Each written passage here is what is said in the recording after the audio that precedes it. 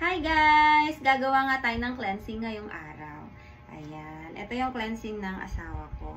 Kailangan ng lemon, cucumber, and apple.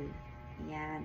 So, depende sa inyo kung anong gusto nyong cleansing. Basta ito, superfoods lahat to. Pwede ito sa kidney. And kidney friendly itong mga prutas na to. So, ito yung kine-cleansing ko sa asawa ko. Pag kumain siya ng mga bawal. Ayan. Hindi natin maiwasang kumain ng bawal. Ayan. So, ang gagawin lang natin dyan, syempre, pipigain natin tong lemon.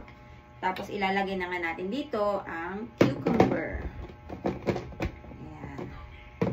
Lagyan na natin itong ating lagyan na natin ang cucumber.